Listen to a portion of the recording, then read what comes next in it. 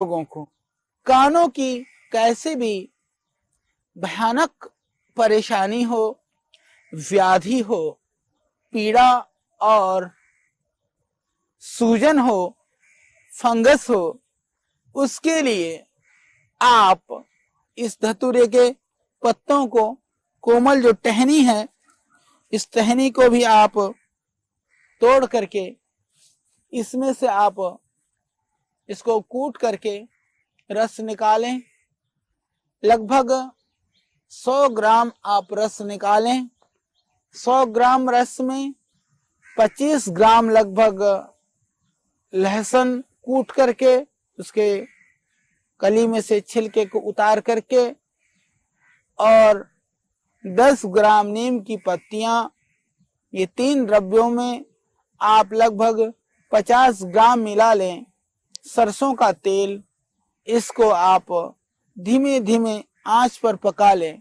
जब बाकी द्रव्य अच्छी तरह से लाल सुर्ख हो जाए और जो धतूरे का पानी है वह सूख जाए, उसको छान करके आप शीशी में भर करके रख लें।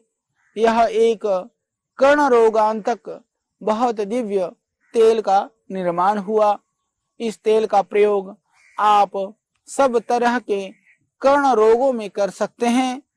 यह बहुत ही उत्तम प्रयोग है। इसके अतिरिक्त यह धतूरा अस्थमा के रोगियों के लिए बहुत ही रामबाण है।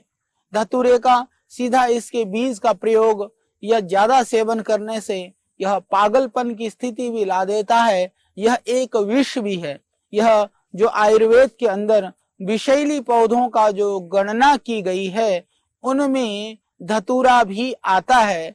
इसीलिए प्रयोग करते समय सावधानी से हम प्रयोग करें। जो अस्थमा के रोगी हैं, जिनको श्वास की बीमारी है, जिनको कफ की शिकायत है, उनके लिए यह धतूरा रामबाण है। पर उसका जो प्रयोग है हम उसको थोड़ा सा अच्छी तरह से हम समझने का प्रयत्न करें।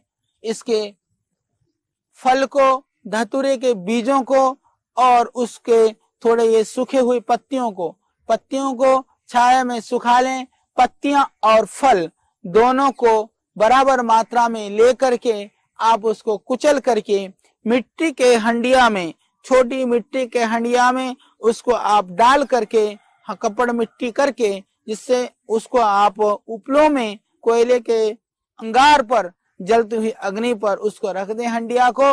जब अच्छी तरह से वह हंडिया के अंदर भस्म बन जाए धतूरे का, उसको आप निकाल करके रखें।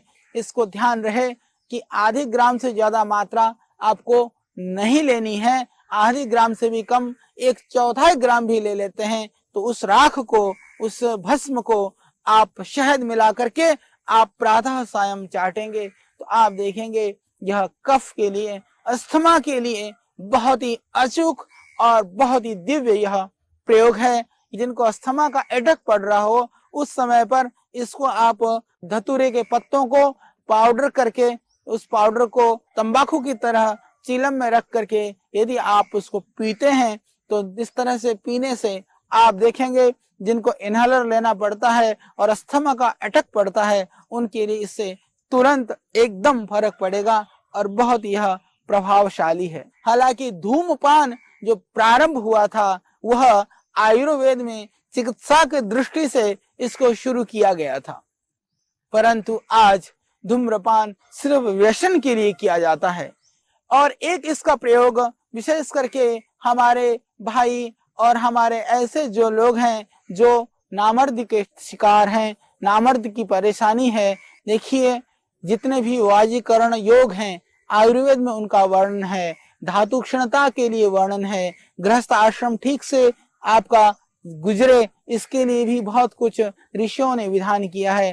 परंतु कहीं भी वासना के लिए, अति कामुकता के लिए किसी भी चीज का वर्णन नहीं है। संसार में भगवान ने सभी साधन दिए हैं, सभी उपाय दिए हैं। बीमारी का इलाज संभव है, बदमाशी का कोई इलाज नहीं हुआ करता है। वास्तव में मैं क्षमा पूर्वक प्रार्थना करता हूं कि हम सभी अपने रोगों की चिकित्सा के लिए उद्यत हों, सिर्फ जिंदगी को मौज मस्ती पूर्ण करने के लिए, वासनाओं और विलासियता में जीने के लिए उन द्रव्यों का प्रयोग न करें। विलासियता से कभी शांति, कभी सुस्वास्थ्य और आनंद की प्राप्ति नहीं होती है। यह तो एक क्षणिक आवेग है, उन्माद है। तो जो इन भोगों को इस तरह से भोगेगा वो रोगों से ग्रसित होगा। तो जड़ी बूटियां रोगों से बचाने के लिए हैं, न कि रोगों से ग्रसित होने के लिए हैं। इसको हमें नहीं भूलना चाहिए। तो जिनको नामर्द की शिकायत है उनके लिए एक प्रयोग मैं धतूरे का आपको बताता हूँ। धतूरे के बीज को हंडिया में भर करके आप नीचे हंडिया के नीचे थोड़े थोड़े से छोटे छेद कर दें। एक छोटे बर्तन को आप उसके नीचे रख दें। यह पाताल यंत्र का एक प्राचीन सरल स्वरूप है।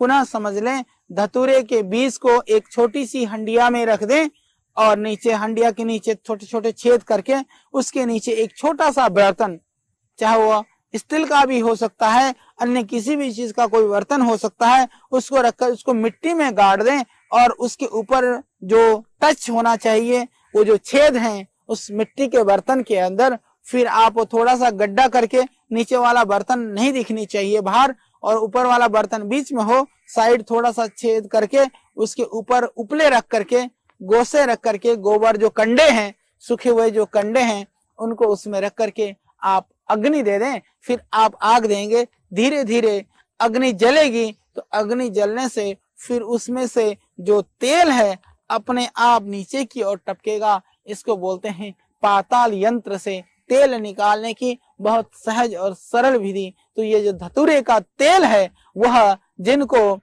नामर्दी है, जिनको शिश्न में किसी भी तरह की परेशानी है या उसके अंदर त्वचा की विकृति भी, उसके अंदर सूजक की जो परेशानी होती है उस सूजक में भी उसका प्रयोग पुरुष लोग कर सकते हैं।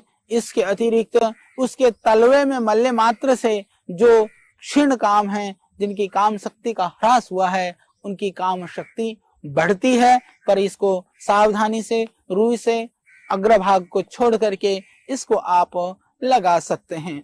इसके अतिरिक्त यह चर्म रोगों के लिए भी, सर्प विष आदि या जो विषैले जंतु ने जानवरों ने काटा है उसके लिए भी यह बहुत ही गुणकारी प्रयोग। यह विषैला जरूर है, विष विषस्य औषधम, यह जहर को, विष को और इस तरह के विकारों को भी हरण करने वाला यह पौधा है।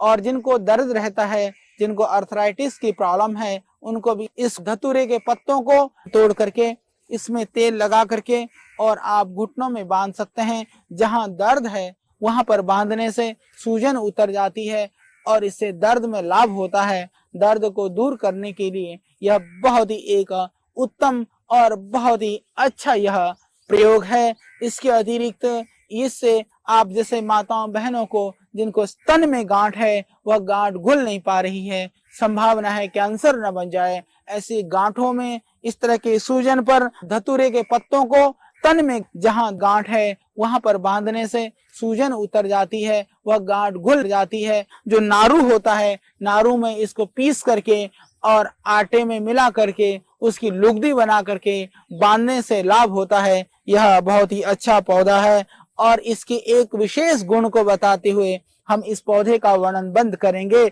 इसका एक और दिव्य प्रयोग है। जिनको बार बार गर्भपात की संभावना है, बार बार गर्भस्राव हो जाता है, उन सब के लिए यह बहुत ही, ऐसी मेरी माताओं के लिए, बहनों के लिए आपको कुछ नहीं करना है, आपको धतूरा नहीं खाना है, अभी तो इस धतूरे की इस जड़ को निकाल करके कमर में बांध करके, धागे को बांध करके रखना है। बांधने मात्र से गर्भस्राव की जो संभावना है लगभग समाप्त हो जाती है। ये एक वैज्ञानिक प्रयोग है, इसके ऊपर अनुसंधान होना चाहिए और मेरी माताओं और बहनों के लिए यह निरापद, सरल, सुखद और सहज प्रयोग है। यह इसका प्रयोग जरूर करें